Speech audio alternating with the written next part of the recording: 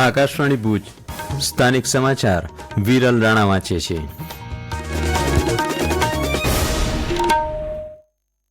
નમસ્કાર.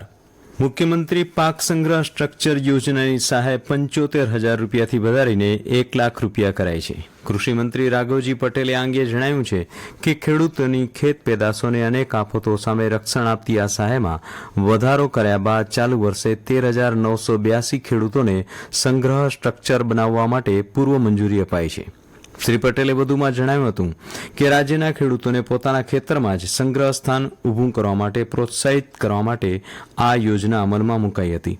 આ યોજનાનો લાભ મેળવવા માટે ખેડૂતોએ પોતાના ખેતરમાં ઓછામાં ઓછું 330 ચોરસ ફૂટ વિસ્તારનું એક પાક સંગ્રહ સ્ટ્રક્ચર બનાવવાનું હોય છે, જેના માટે રાજ્ય સરકાર દ્વારા જરૂરી નાણાકીય સહાય પૂરી પાડવામાં આવે છે.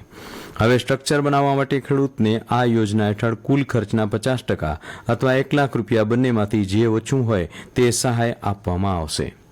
કચ્છમાં આવતીકાલે 17 તેમજ 23 અને 24 નવેમ્બરના મતદાર યાદી સુધારણા માટે ખાસ ઝુંબેશ હાથ ધરવામાં આવશે અને મતદારોને તેમના નામની સાથે આધાર નંબર લિંક કરી આપવામાં આવશે.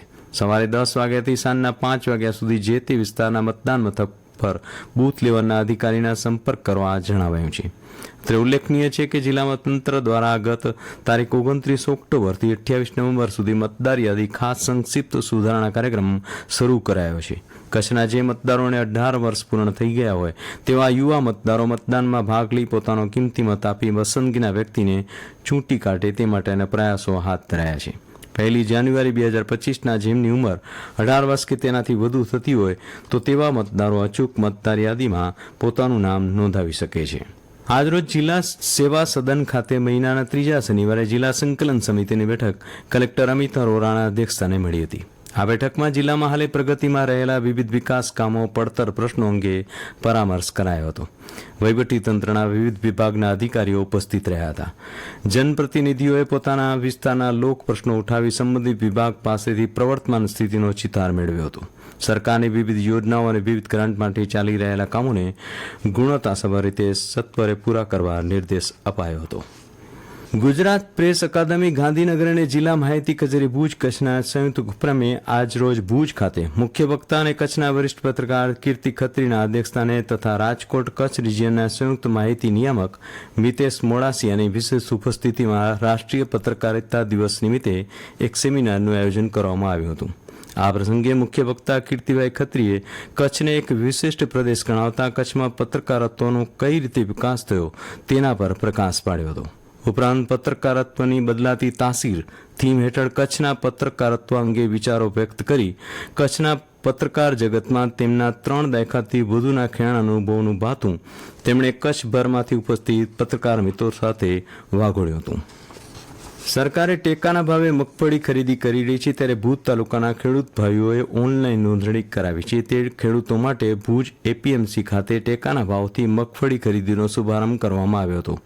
કચ્છમાં અંજાર અને રાપરમાં ટેકાના ભાવે કેન્દ્રો અગાઉ શરૂ થયા બાદ આજે ભુજ ઉપરાંત નલિયા અને માંડવીમાં પણ ટેકાના ભાવે ખરીદીની પ્રક્રિયા શરૂ કરવામાં આવી છે.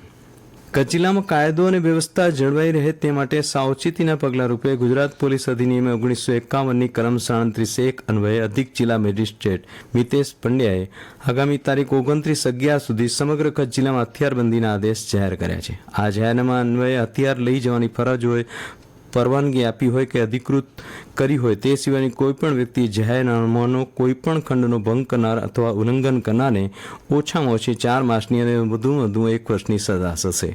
આ ઉપરાંત ગુજરાત પોલીસ અધિનિયમ 1951ની કલમ 135(1) મુજબ દંડની સજા થશે.